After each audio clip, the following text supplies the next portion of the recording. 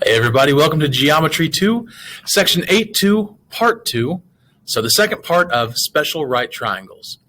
In our last lesson we talked about a 45-45 right triangle, which is basically a square cut in half, grilled cheese style.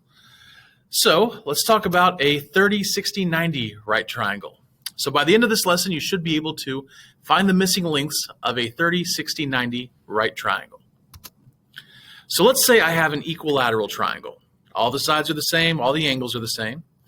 So if I know that one side is 10, I know that all the sides are 10.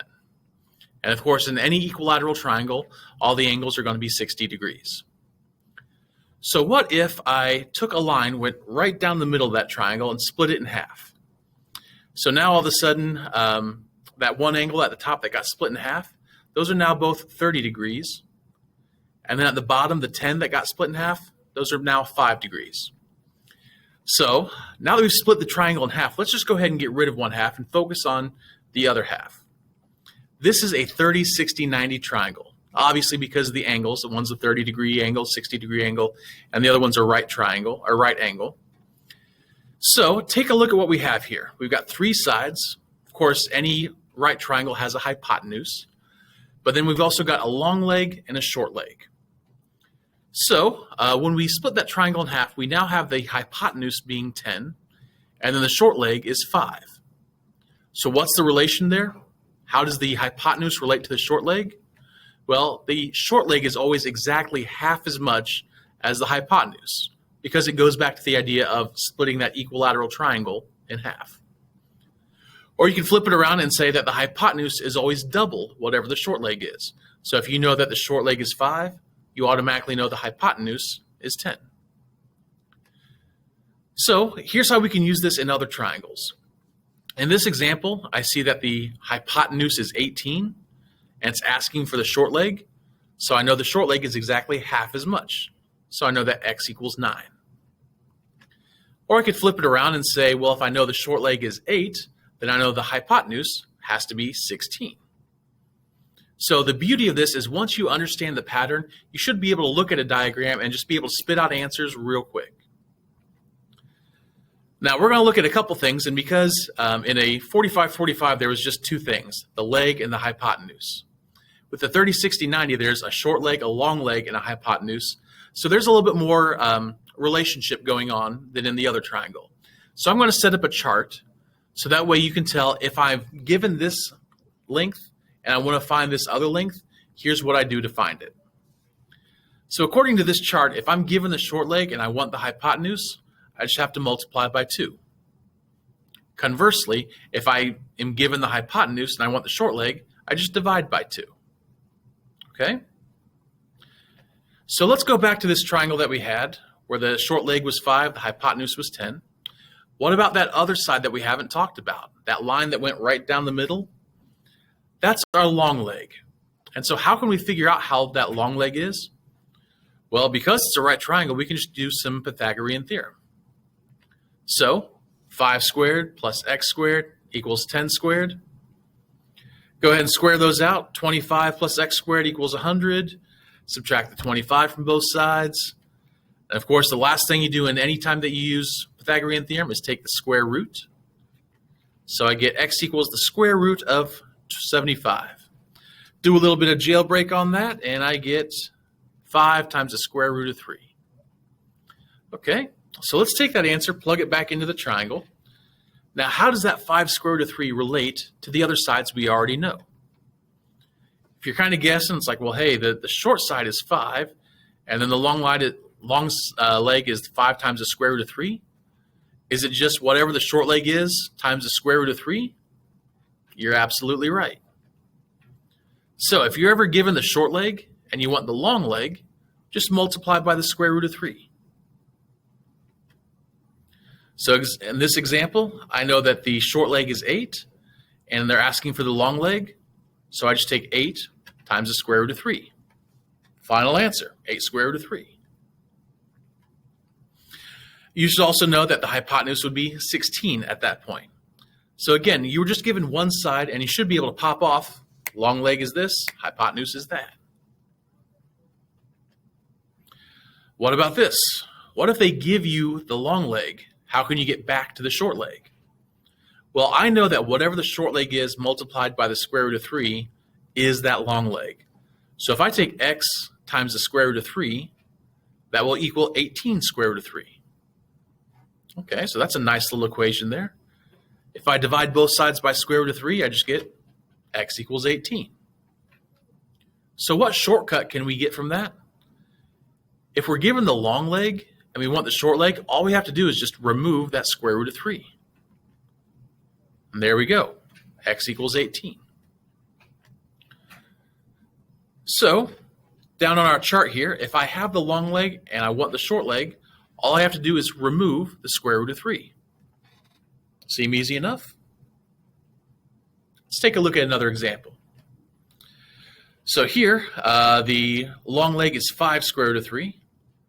So how do I find x? Well, actually, I'm going to wait before I find x. I'm going to find y first. If that's 5 square root of 3, then y is just 5. And then, of course, x would be double that, so x would be 10. So not a whole lot of calculation, not a whole lot of setting up of equations. It's just, here's what I'm given, here's the answer. All right. So on this one, we are given the long leg as 12. Now this is different because typically our long leg has square root of 3 on it. This is what we do if our long leg does not have square root of 3. So I'm going to use the logic that I take whatever the short leg is and multiply it by square root of 3, and that gives me the long leg. So I have this equation, x times the square root of 3 equals 12. So to get x all by itself, I'm going to divide by square root of 3. And when I do that, I end up with x equals 12 over the square root of 3. Now, it's kind of a mathematical no-no to leave a square root in the denominator. So in the last lesson, we talked about rationalizing the denominator. We're going to do it again and see if we can come up with a shortcut. So to get that square root of 3 to be a whole number, I'm just going to multiply by itself. So I've got 12 times the square root of 3 over square root of 3 times the square root of 3. Square root of 3 times the square root of 3 turns into 3. So I have this, 12 square root of 3 over 3. Well, then 12 divided by 3, that just makes 4. So there's my answer, 4 times the square root of 3. Now, if our long leg was 12, what shortcut do you think we could take to just jump to 4 square root of 3 without doing all this mathematical mumbo jumbo? So how does 12 become 4? Well, that's just dividing by 3, and then you slap on that square root of 3. So that's going to be our pattern there, is take whatever the long leg is, if it doesn't have the square root of 3 already on it, divide by 3, and then multiply by square root of 3. So let's put that in our little chart here. So if you have the long leg and you want the short leg, if it has the square root of 3 on there, just remove the square root of 3. If it doesn't, you divide by 3 and then multiply by square root of 3. Okay? So if I'm taking a look at this one, x, how can I, if my hypotenuse is 7, how can I get x? Well, it's going to be a lot easier to find y first. So if the hypotenuse is 7, then I know that y is 3.5. And then if my short leg is 3.5, that makes the long leg 3.5 square root of 3. So the reason I wanted to show you this example is because if we go back to the chart, if you're given the hypotenuse and you want the long leg, I'd say find the short leg first. Likewise, if you have the long leg and you want the hypotenuse, find the short leg first.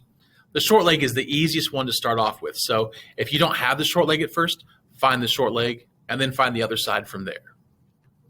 Now, something I wanted to show you real quick, going back to this. I said the answer was 3.5 square root of 3.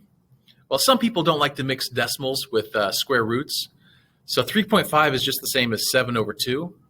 So you could express your answer like this, 7 square root of 3 over 2. Now back to this chart. This is a pretty comprehensive chart on how to do things with a 30, 60, 90 triangle. So if you want to copy this chart down, pause the video. If you want to take a picture of it, that might be a smart thing to do. And after you've got this down, let's go ahead and do a few examples. Okay, question number 7. We're given the hypotenuse being 16, so I should know that my y value is exactly half as much.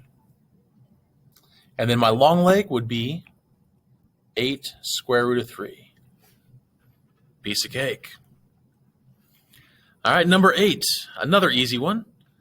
We're given the short leg. That's the best case scenario is when we're given the short leg, because I know the hypotenuse is double that, and the long leg is just whatever that is, times the square root of 3. So something to keep in mind is when we work with the 30, 60, 90 triangle, we always have square root of 3 involved somehow. Whereas when we worked with the 45, 45 triangle, we had square root of 2 involved. Okay, so don't mix that up. Don't put square root of 2 on a 30, 60, 90 triangle. Okay, number 9, another piece of cake problem. If the short leg is 8, the hypotenuse is 16, and the long leg is 8 square root of 3. Okay, 10's a little bit more difficult. Here the hypotenuse is 8 square root of 5. So to find the short leg, I take half of that. That's going to be 4 square root of 5.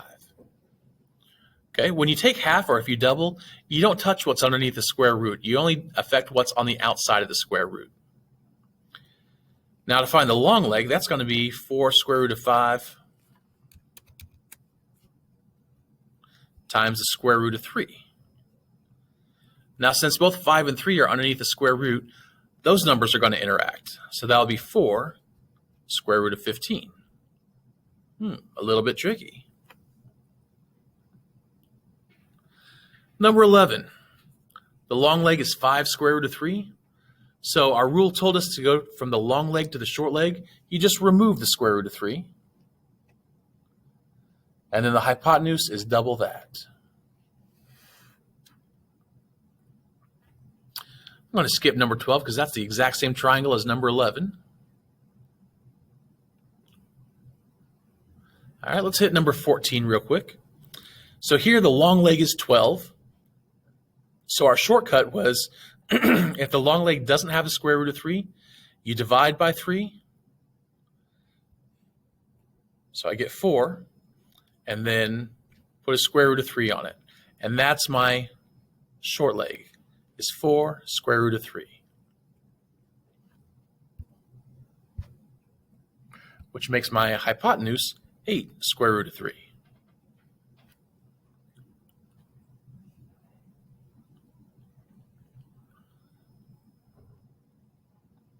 Okay, let's do one last tricky one.